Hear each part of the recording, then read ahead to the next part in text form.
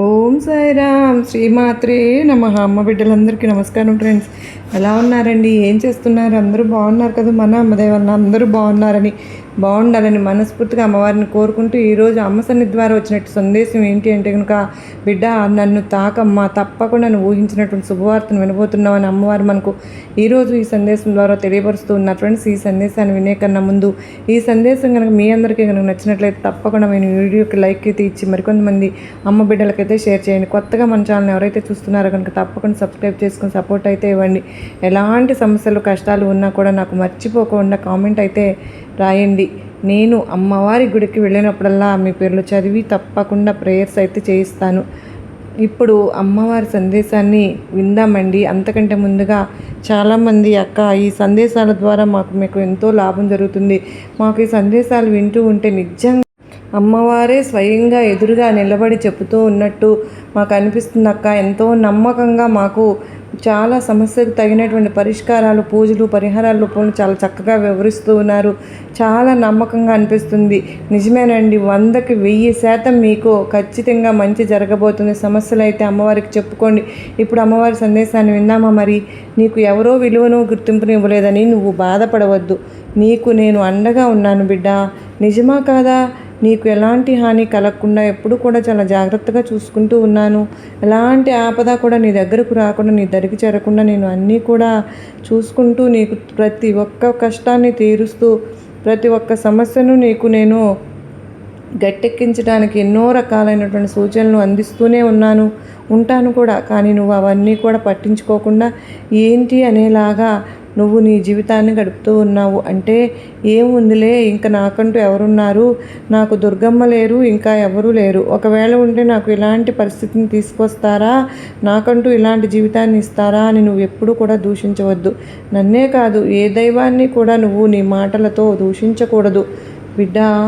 ఎందుకో తెలుసా? ఇప్పుడు ఇలాంటి పరిస్థితి రావడానికి మనం చేసుకున్నటువంటి కర్మల వలన మనకు కొన్ని అలాంటి పరిస్థితులు వస్తూ ఉన్నాయి. ఇది మాత్రం నువ్వు ఖచ్చితంగా ఒప్పుకునే తీరాలి.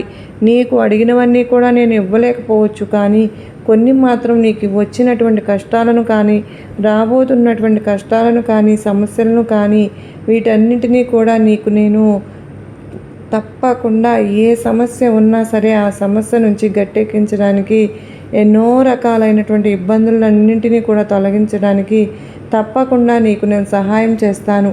ముందుగానే తెలియపరిచి వాటి నుంచి జాగ్రత్తగా పడేటటువంటి అవకాశాలను మాత్రం చాలా వరకు నీకు కల్పించాను.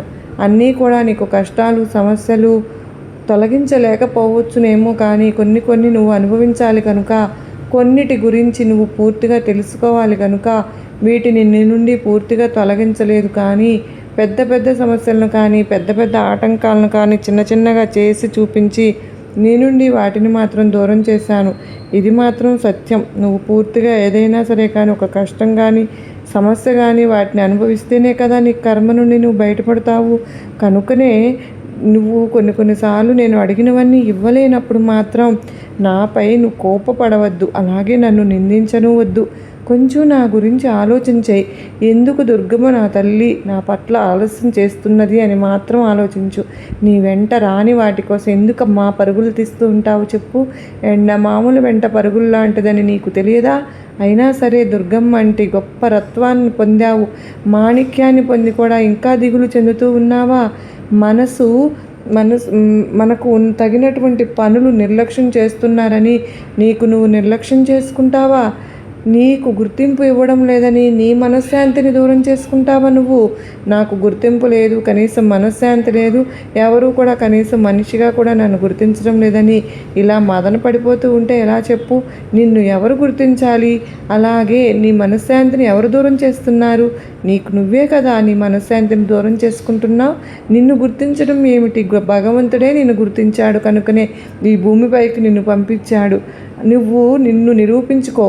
ఎవరో నీకు గుర్తింపునివ్వలేదని ఇవ్వనవసరం కూడా లేదు. నీకు నువ్వు ఆ గుర్తింపు ఉంచుకో.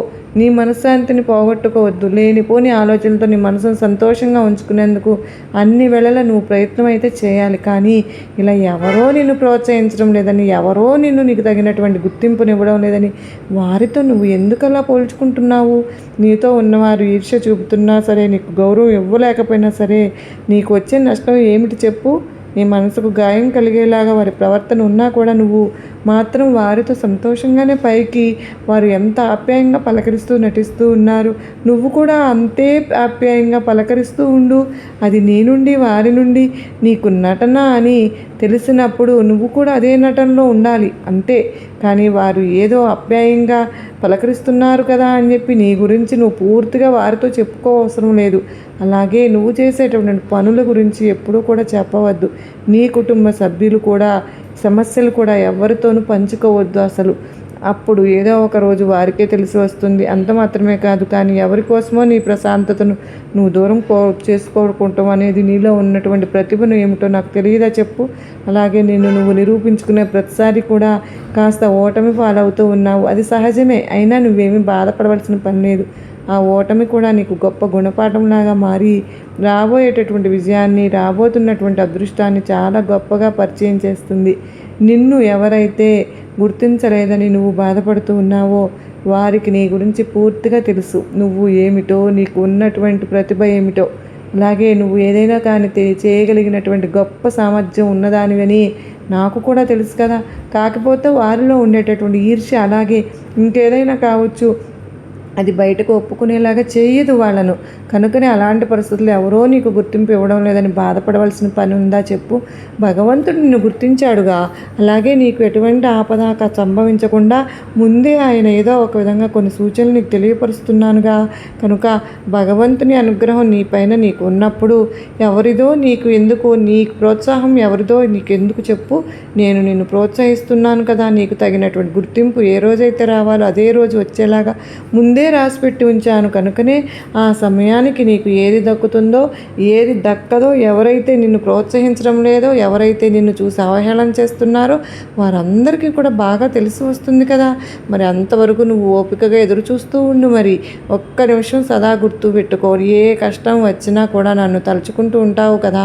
మరి అంతా నేనే చూసుకుంటానని పరిపూర్ణంగా నమ్ముతూ ఉన్నావు కదా. మరి బాధ నీదైతే అది తీర్చే బాధ్యత ఈ దుర్గమ్మ తీసుకోలేదా అని చెప్పి అనుకుంటున్నావా? నీకు అన్నీ తెలుసుకోవడం మరి ఎందుకు అలా అసహనానికి గురి అవుతూ వస్తూ ఉన్నావు? అసలు నా గురించి నీకు పూర్తిగా తెలిసి కూడా మరలా ఎందుకు ఇలా అసహనాన్ని వ్యక్తం చేస్తూ వస్తున్నావు? నీ గురించి నాకు ఈ మధ్య చాలా పెద్ద బాధ అయిపోయింది. నువ్వు చాలా ఆలోచనలతోనూ ఎక్కువగా సతమతం అయిపోతూ నీ ఆరోగ్యాన్ని కూడా కనీసం పట్టించుకోలేకపోవడం లేదు. నేను నీకు ఎంత ధైర్యాన్ని ఇస్తున్నానో తెలుసా? అలాగే నీ దరి చేరకుండా ఎంత జాగ్రత్తగా చూసుకుంటున్నాను. నీకేం తెలుసు? ఇవన్నీ కూడా నీకు కనిపించేలా చేయాలని మాత్రం నువ్వు అంటే అందుకు నా వద్ద ఎలాంటి సమాధానము లేదు. కేవలం నేను జాగ్రత్తగా కాపాడుకుంటున్నానని మాత్రం బాగా చెప్పగలను. అది మాత్రం నువ్వు నమ్మినా నమ్మలేకపోయినా నువ్వు బాధకు గురి చేసుకునేలాగా ఎక్కువ నిరుత్సాహాన్ని చూపిస్తూ ఉండవద్దు. నీ మనశ్శాంతిని పాడు చేసుకోవద్దు. నువ్వు నా మీద పెట్టుకున్నటువంటి బరువును నేను ఎప్పటికీ కూడా అలాగే ఎట్టి పరిస్థితుల్లోనూ అశ్రద్ధ కూడా చూపను. ఒకసారి నా వద్ద నీ పరిస్థితి ఏంటి అని విన్నవించుకున్నావుగా. ఒక్కసారి విన్నవించిన తర్వాత మరలా నువ్వు ఎంత చెప్పినా చెప్పలేకపోయినా పూర్తిగా నీ గురించి నాకే బాధ్యత. ఇక మరి ప్రతిరోజు కూడా పదే ఇలా ప్రాధేయపడుతూ, దుర్గమ్మ నా కోసం ఎవరూ కూడా లేరు, ఏది చేయడం లేదు, నాకంటూ మంచి విలువను గుర్తింపును ఇచ్చేటటువంటి ఏదైనా ఒక మంచి పని నాకు దొరికేలాగా చెయ్యి అని అడిగావు కదూ. తప్పకుండా అదృష్టమే నీకు దక్కపోతుంది. నీకు రాబోతున్నటువంటి ధన సహాయం కావచ్చు, ధన లాభం కావచ్చు, ఏదైనా సరే. కానీ ఇన్ని రోజులు నీకు ఉన్నటువంటి సమస్యలన్నింటికీ కూడా ఇది ఒక మంచి ధారణ అని చెప్పవచ్చు. నీకు అలాగే నిన్ను ఏ బంధం అయితే చులకన చేస్తుందో ఆ బంధం కూడా నీకు దగ్గర అవుతుంది. వారు కూడా నీ గురించి పూర్తిగా అర్థం చేసుకుంటున్నారు. నీ విలువ పెరిగేలాగా చేస్తాను. కానీ నిన్ను ఎప్పుడు కూడా నలుగురితో నిరుత్సాహానికి గురి చేసే విధంగా ఈ దుర్గమ్మ ఎప్పుడు చూడను. ఒకవేళ అలా చూస్తున్నారంటే వారిలో ఏదైనా కానీ ఈర్ష్య, పగ, ద్వేషం వీటన్నింటినీ కూడా నింపుకుని మాత్రమే నేను గౌరవించడం లేదని నువ్వు అర్థం చేసుకో. అంతేగాని నువ్వేమీ వారికన్నా కూడా తక్కువ స్థాయిలో ఉన్నావని కానీ, లేదంటే నీకు ఏమాత్రం కూడా తెలివి లేకుండా వారి ముందు అసహనంగా నిలబడి ఉంటున్నావని మాత్రం ఎప్పుడు నిన్ను నువ్వు తక్కువ చేసుకోవద్దు. నీకేంటి తక్కువ? అందరికంటే నీకు నా ఆశీర్వాదాలు ఎక్కువగానే ఉన్నాయని నీకు తెలుసుగా. నువ్వు బాధపడవలసిన అవసరం నీకు అసలు ఎంత మాత్రమూ లేదు. నీ దుర్గమ్మ నీకు తోడుగా ఉందని వాళ్ళకు తెలుసా? నీ వెనుక నేనున్నానని వాళ్ళకి తెలుసా? నీ వెనుక నేనున్నప్పుడు వాళ్ళతో వీళ్ళతో నీకేం పని చెప్పు బిడ్డ. నాకు అవినాభావ సంబంధం ఉంది కనుకనే నేను నీకు వెన్నంటి తోడుగా నిలుస్తున్నాను. నీకు ఎప్పుడు కూడా నీ ఆపదలో నేను తోడుగా నిలిచి నీకంటూ ఒక గుర్తింపును నేను తీసుకొస్తూనే ఉన్నాను. కానీ నువ్వే నన్ను అర్థం చేసుకోలేకపోతున్నావు. కొన్ని ఇబ్బందులు వస్తున్నాయి, ఒప్పుకుంటాను. కానీ నీ సమస్యలను అలాగే కొన్ని కష్టాలను నీ నుండి దూరం చేయలేనని మాత్రం నాకు ఎప్పుడు కూడా తొలగిపోదు. నువ్వు నాపై ప్రేమ చూసినా చూపకపోయినా, నమ్మకాన్ని ఉంచినా ఉంచకపోయినా నా బాధ్యత ఏమిటో నాకు తెలుసు. నేను జాగ్రత్తగా కాపాడుకోవడమే కదా నాకు భగవంతుడు అప్పగించినటువంటి పెద్ద బాధ్యత. మీపై నాకు ఎంతో ప్రేమ ఉంటుంది. నువ్వు ఏమాత్రం కూడా వారి పొగడ్తలకు పొంగిపోయి అవకాశం ఇచ్చావంటే నీ లక్ష్యం వైపు నువ్వు పరుగులు తీయలేవు. అలాగే ఇక్కడ ఉన్నవాడు అక్కడే అయిపోతావు. కనుక కష్టపడి ప్రయత్నించి మంచిగా శ్రమిస్తే మంచి జీవితం వస్తుందని గుర్తుపెట్టుకో.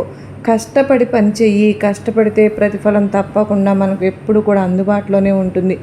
కష్టే ఫలే అన్నారు కదా, మరి కష్టం చేస్తే తప్పకుండా ఫలితం వస్తుంది. కష్టం చేయకుండా ఫలితాన్ని ఆశించడం నీ మూర్ఖత్వమే అవుతుంది. ఇప్పుడు చాలామంది అనుకుంటూ ఉంటారు, మేము చాలా కష్టపడ్డాం అయినా ప్రతిఫలం అనేది రాలేదు అని. కష్టపడిన దానికి ప్రతిఫలం తప్పకుండా లభిస్తుందని నేను ఎందుకు చెప్తున్నాను అంటే కనుక, ఒక పని ఎవరైనా చేశారు, మొదలుపెట్టిన తర్వాత అది పూర్తిగా జరిగేంత వరకు ఆ పనిని పూర్తి చేయాలి. ఎప్పుడూ కూడా నువ్వు ఒకరిపై ఆధారపడవద్దు. జీవితాన్ని నువ్వు ఎట్టి పరిస్థితుల్లోనూ కల్పించుకోవద్దు. మంచిగా ఆలోచించి నిర్ణయాలు తీసుకో. ఆవేశంలో ఎటువంటి నిర్ణయాలు కూడా తీసుకోవద్దు. అది నీ జీవితాన్ని తారుమారు చేస్తుంది, గందరగోళమైనటువంటి పరిస్థితులను ఏర్పరుస్తుంది. అది నీ జీవితానికి ఒక చెడు దిశగా మారుతుంది. కనుక నీకు ఏదైనా సరే కానీ సలహా ఇవ్వాలి అంటే మాత్రం 1కి 2 సార్లు ఆలోచించుకో. ఆ సలహాను నా వద్ద ఒకసారి చెప్పుకో. అది మంచా చెడా అనేది తప్పకుండా నువ్వు నా ముందు విన్నవించుకో. నీకు అది ఎటువంటి రకమైనటువంటి ప్రయత్నమైనా సరే నాకు తప్పకుండా నువ్వు చేసి అది చేసి చూడు. తప్పకుండా నీకు ఈ దుర్గమ్మకు చెప్పుకున్నాను అనేటటువంటి ధైర్యం నీకు ఏర్పడి నా వద్ద ఒకసారి ఎప్పుడూ కూడా నువ్వు చెప్పుకున్నావనుకో, నీకు అంతకంటే మంచి అవకాశాన్ని కానీ మంచి సలహాని కానీ నేను తప్పకుండా అందిస్తాను. అది ఏ రూపంలోనైనా కావచ్చు. ఈ లోకంలో నీ వద్ద ఏమీ లేకపోవచ్చు. అంటే ఎంతమందికైనా సరే కానీ పంచగలిగేటటువంటి సంతోషం మాత్రం నీ చెంతనే ఉంటుంది. కనుకనే ఆ సంతోషాన్ని నువ్వు ఎప్పుడు కూడా పోగొట్టుకోవద్దు. నువ్వు సంతోషంగా ఉంటేనే నేను కూడా సంతోషంగా ఉంటాను. రేపటి నుంచి మంచి జీవితంలో నువ్వు ఏ విధమైనటువంటి ఆనందాన్ని పొందాలి అనేది నువ్వు ఈ రోజుపైనే నీకు ఆధారపడి ఉంటుంది. కనుక మంచి ఆలోచనలు చేసేది నీ జీవితాన్ని నువ్వు కోరుకునే విధంగా మార్చేవారు ఎప్పుడు కూడా నీ చెంతనే ఉంటారు. తప్పకుండా ఆనందంగా ఉంటారు. మంచి జీవితం తప్పకుండా నీకు ఇస్తాను అని మరలా గుర్తు చేస్తూ ఉన్నాను. బిడ్డ, ఎప్పుడు కూడా నువ్వు అనుకుంటూ ఉంటావు, ఇలాంటి మాటలు చెప్తూ ఉంటారు, కానీ దుర్గమ్మ నాకు ఏది కూడా మంచి జరగడం లేదు. నేను ఎప్పుడు కూడా కష్టాలను అనుభవించక తప్పడం లేదు. ఎప్పుడు కష్టాలు ఇరుక్కుని నేను నా జీవితాన్ని గందరగోళంగా చేసుకుంటున్నాను. అసలు నాకంటూ మంచి రోజులు వస్తాయా అని బాధపడుతూ ఉన్నావు కదూ. నీ ముందే ఉన్నటువంటి అద్దంలో తప్ప ఈ లోకంలో ఎక్కడా కనిపించదు. అంటే నీ అవకాశాన్ని నువ్వు కోరుకుంటున్నట్లుగా మార్చుకునేది నువ్వు మాత్రమే. ఇక నీకు మంచి అవకాశం వచ్చిన తర్వాత, మంచి జీవితం వచ్చిన తర్వాత ఏమాత్రము కూడా గర్వానికి మాత్రం ఎట్టి పరిస్థితుల్లోనూ నువ్వు చోటు ఇవ్వవద్దు. మనమే గొప్పవాళ్ళమని ఎప్పుడూ కూడా నువ్వు అనుకోకూడదు. అలా అనుకుంటే మాత్రం చాలా అంటే చాలా కష్టం.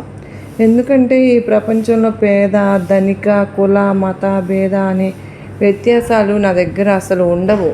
ఎప్పుడూ కూడా నేనే గొప్ప అనేటటువంటి విర్రవీగతనాన్ని నువ్వు ఎప్పుడూ కూడా అలవరుచుకోవద్దు. భగవంతుడు మనకంటే కూడా చాలా గొప్పవాడు.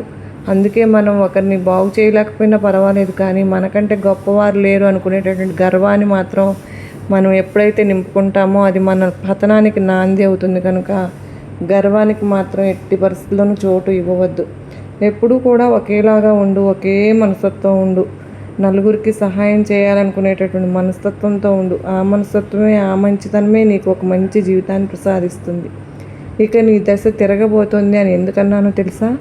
నీకు వచ్చేటటువంటి అవకాశంతో ధనలాభం కానీ, లేదంటే నువ్వు ఇన్ని రోజుల నుంచి అడిగినటువంటి నీ కోరిక అయితే ఏదైతే ఉందో కానీ నీ చెంతకు చేరి నువ్వు ఏదైతే అనుభవించాలని ఆశగా అడిగావో ఆ జీవితాన్ని, ఆ కలలు కంటున్నటువంటి అమూల్యమైనటువంటి ప్రశాంతమైనటువంటి జీవితాన్ని నీకు ప్రసాదిస్తున్నాను. మంచి తీపి కబురుతో ఈ దుర్గమ్మ నీ ముందుకు వస్తాను. అది ఏ రూపంలో అయినా రావచ్చు. నేను వచ్చిన తర్వాత, నా సలహా నువ్వు విన్న తర్వాత నువ్వు తప్పకుండా నా ఉనికిని తెలుసుకోగలుగుతావు. ఇప్పటి వరకు నీ మనసును బాధ పెట్టినటువంటి కష్టాలు కానీ, మనుషులు కానీ, ఎవరైనా సరే కానీ నువ్వు కృతజ్ఞతలు చెప్పుకో. ఎందుకంటే బాధించడం వల్ల నీవు మంచి అవకాశాన్ని, మార్గాన్ని ఎంచుకునేటటువంటి ఒక లక్ష్యం వైపు అడుగులు వేశావు. అది ఏమైతేనే ఇన్ని రోజులు నువ్వు అనుభవించినటువంటి కష్టాలన్నింటికి కూడా ఒక మంచి తెరపడింది అని అనుకోవడమే. ఇక నుండి నీ జీవితం అంతా కూడా పూల బాటలాగా మారి ప్రశాంతమైనటువంటి వనంలో నిండు నూరేళ్లు ఆయురారోగ్య ఐశ్వర్యాలతో నీ కుటుంబంతో ఆనందంగా గడుపుతావని ఈ దుర్గమ్మ నీ నుండి ఎప్పుడూ కోరుకుంటున్నాను. అంటే ఎవరైతే అలా ఉంటారో అమ్మవారికి మనకు చీటీల ద్వారా కానీ ఏదైనా కానీ తప్పకుండా సమాధానం ఇస్తారండి. ఎవరైనా సరే తీవ్రమైనటువంటి ఆలోచనలో ఉన్నప్పుడు, జరుగుతున్నప్పుడు ఇది నెరవేరుతుందా లేదా అనుకుంటూ నిరాశ చెందుతూ, బాధపడుతూ, దిగులు చెందుతూ ఉంటారు కదా. ఏ సమాధానం కూడా పొందలేక నిరాశ పడుతూ ఉంటారు. అలాంటి వారు ఒక్కసారి అమ్మవారి ముందు చేతులు జోడించి తప్పకుండా మన మనసులో ఉన్నటువంటి సందేహాన్ని తీర్చమని అమ్మవారిని అడగండి. తప్పకుండా మనకు అమ్మవారి సమాధానాన్ని తప్పకుండా ఇస్తారు. ఎప్పుడు కూడా మనకు తెలియజేసేలాగా, అలాగే మరచిపోతున్న దాన్ని మరలా కూడా గుర్తు చేసే విధంగా మనకు విషయాన్ని మనకు గుర్తుకు చేస్తారు అని చెప్పి నమ్మండి. అలాగే మనకు ఏదైతే అంటే మన జీవితంలో పొందనటువంటి మిరాకిల్ను అమ్మవారు చూపిస్తారని అంటున్నారు. అది రాబోయేటటువంటి శుక్రవారం రోజున. కానీ మన జీవితంలో మనం పొందినటువంటి ఏదైనా అద్భుతాన్ని ప్రతి ఒక్కరి జీవితంలో, అంటే ఇప్పుడు మనకి ఈరోజు ఈ సందేశం విన్నారు అనుకోండి, రేపు జరగడం లేదని ఎప్పుడు కూడా అనుకోకూడదు. ఎందుకంటే ఎప్పుడు ఏ నిమిషంలో ఏది ఇవ్వాలో, ఎప్పుడు ఏ క్షణంలో మనకు ఏది జరగాలో అది తెలిసినంతగా అమ్మవారికి తెలుసుగా ఇంకెవరికి తెలుస్తుంది చెప్పండి. ఒకరినంటే ఒక భగవంతుడిపై పెట్టుకున్నటువంటి నమ్మకాన్ని మనం ఏ విధంగా అయితే ఎక్కువగా పెంచుకుంటామో ఆ భగవంతుని ద్వారా మనం పొందేటటువంటి అనుగ్రహం కూడా అంతే విధంగా ఉంటుంది కదా. అదేవిధంగా అమ్మవారిని కూడా మనం ఏ భక్తురాలైనా సరే నిరాశపరచరండి. వారికి తగినటువంటి, అంటే వారికి సంబంధించినటువంటి పనులు కానీ, లేదంటే వారికి తగినటువంటి, వారి స్థాయికి తగినటువంటి ప్రతి ఒక్కటి కూడా మనకు వారికి ఇచ్చే తీరుతారు. అది ఎవరైనా సరే కానీ, ఏ రూపంలో అయినా కానీ, ఏ సమయంలో అయినా సరే కానీ. మనకు ఇప్పుడు మన దురదృష్టం ఏ విధంగా ఉంది, మనకు ఇప్పటికప్పుడు అమ్మవారు మనకు ఏం చేస్తారు అనేటటువంటి అపనమ్మకంతో ఎప్పుడూ కూడా ఉండకూడదు. అమ్మవారు తలుచుకుంటే ఏదైనా చేయగలుగుతారని, సమర్థులు అని, అలాంటి మనం ఎన్నో నిదర్శనాలు ఇప్పటికే మనం చూసాము, విన్నాము కదండి. కనుక మనకు ఎప్పుడు ఇలాగే ఉంటుంది, ముందు రోజుల్లో కూడా అలాగే ఉంటుందేమో అని అనుకోవద్దు. ఎప్పుడు కూడా ఎవరి జీవితంలో ఏం వస్తుందో ఎవరికి తెలియదు కదా. ఏ నిమిషంలో ఎప్పుడు ఏం జరుగుతుందో కూడా తెలియదు. కనుక ఈ క్షణంలో బాధ ఉన్నవారు తర్వాత సంతోషంగా ఉండవచ్చు, ఇప్పుడు సంతోషంగా ఉన్నవారు మరు క్షణంలో బాధపడవచ్చు. ఎవరికి తెలుసు ఎప్పుడు ఏం జరుగుతుందో ఎవరికి తెలియదు కదా. కనుక కాలం పెట్టేటటువంటి ఈ పరీక్షలో మనం అందరం కూడా కేవలం నిమిత్త మాత్రమే కదా. భగవంతుడు నిర్దేశించి దాన్ని బట్టే మనకు ఎవరు కూడా దేని గురించి కూడా బాధపడకుండా, మనకు అంటే మన పనులు మనం అవ్వటం లేదని కానీ, ఎవరైనా సరే కానీ మన మనసుకు మనం ప్రతిరోజు కూడా ప్రశాంతంగా ఉంచుకుంటూ, కష్టాలు సమస్యలు అనేవి శాశ్వతం కాదు, ఈరోజు ఉన్నవి రేపు ఉండవు అనేటటువంటి ఆశతో బ్రతికేయడమే ఈ జీవితం. అందరం కూడా అదే విధమైనటువంటి ఆశతో బ్రతకాలి తప్ప మా జీవితం ఇంతే, మాకు ఏది కూడా శాశ్వతంగా ఇప్పటివరకు సంతోషం కానీ, లేదంటే ఆనందం కానీ ఉన్నటువంటి క్షణాలు ఏది కూడా మాకు పొందనే లేదు అని ఎప్పుడు కూడా మనలో మనం అనుకోకూడదండి. ఎందుకంటే ఇప్పటివరకు అంటే ఒక్కొక్కరి జీవితంలో ఏర్పడినటువంటి కొన్ని సమస్యల వలన వారు నిరాశ చెందడం కానీ, లేదంటే బాధపడుతూ ఉండడం కానీ జరుగుతూ ఉంటుంది. అటువంటప్పుడు మనమే ధైర్యం చెప్పుకొని జాగ్రత్తగా ఉండాలి. ఎవరో వచ్చి మనకు ధైర్యం చెప్పరు కదా. అలాగే ఎవరి ద్వారా మనకైతే సహాయం పొందాలని కూడా ఎప్పుడు కూడా అనుకోకూడదు. జీవితంలో నువ్వు ఇప్పటివరకు పొందినటువంటి అదృష్టాన్ని దుర్గమ్మ నీకు తప్పకుండా ఇవ్వడానికి ఒక్క క్షణం కూడా నేను పట్టదు. కనుక నీ మనసుకు తగిన విధంగా నువ్వు సంతోషంగా జీవిస్తూ ఉండు. ఎన్ని కష్టాలు వచ్చినా కూడా ఆ కష్టాన్ని ఎప్పుడూ కూడా ఇష్టంగానే చూసుకుంటూ ఉండు. తప్పకుండా నీకు దానికి తగినటువంటి ప్రతిఫలం అయితే ఈ దుర్గమ్మ నీకు ఎప్పుడు కూడా ఇవ్వకపోతే అప్పుడు అడిగి చూడు. ప్రతిరోజు కూడా ఈరోజు దుర్గమ్మ ఏదో ఒక అద్భుతాన్ని చూపిస్తాను అనే ఆశతో ఎదురు చూస్తూ ఉండు. నీకు రాబోయే అంటే రేపు శుక్రవారం రోజున తప్పకుండా నీ జీవితంలో ఇప్పటివరకు పొందనటువంటి మిరాకిల్ను ఒక అద్భుతాన్ని అయితే నువ్వు తప్పకుండా చూస్తావని, అప్పటి వరకు సంతోషంగా ఆనందంగా మీరు ఉంటారని ఈ దుర్గమ్మ మీ నుంచి కోరుకుంటూ మీకు నా ఆశీర్వాదములు ఇస్తున్నాను బిడ్డ అని అమ్మవారైతే ఇచ్చినటువంటి సందేశం మీ అందరికీ కూడా నచ్చితే కనుక తప్పకుండా మన వీడియోకి లైక్ చేసి మరికొంతమంది అమ్మ బిడ్డలకు షేర్ చేయండి. కొత్తగా మన ఛానల్లోనికి ఎవరైతే చూస్తూ ఉన్నారో కనుక తప్పకుండా సబ్స్క్రైబ్ చేసుకుని సపోర్ట్ అయితే ఇవ్వండి. మీకు ఎలాంటి సమస్యలు ఉన్నా కూడా నాకు కామెంట్ అయితే రాయండి. అమ్మ సన్నిధి ద్వారా వచ్చే సందేశంతో మరలా కలుద్దాం. అమ్మవారి ఆశీస్సులు మీపై మీ కుటుంబంపై ఎల్లవేళలా ఉండాలని నేను కూడా మనస్ఫూర్తిగా కోరుకుంటున్నాను. అందరికీ కూడా అష్టైశ్వర్యాలతో ఆయురారోగ్యాలతో ఉండాలని మరొక్కసారి అమ్మవారిని వేడుకుంటూ అందరూ బాగుండాలి, అందరిలో నేను ఉండాలి అని మనస్ఫూర్తిగా ఆ తల్లిని కోరుకుంటూ మరలా రేపు వచ్చే శుక్రవారంలోగా మన కోరికలన్నీ కూడా అమ్మవారు తీర్చేయాలని చెప్పి మనమందరం కూడా ప్రతి ఒక్కరం కూడా ప్రేయర్స్ అయితే చేయాలండి. మరి అమ్మవారు మన కోరికలను తీరుస్తూ ఉన్నప్పుడు అమ్మవారికి ఒక చిన్న లైక్ ఇవ్వటం మాత్రం మర్చిపోవద్దండి. మరలా కలుసుకునేంతవరకు అందరికీ నమస్కారం ఫ్రెండ్స్. ఓం సాయిరామ్. శ్రీమాత్రే నమః. సర్వే జనా సుఖినో భవంతు. లోకా సమస్త సుఖినో భవంతు.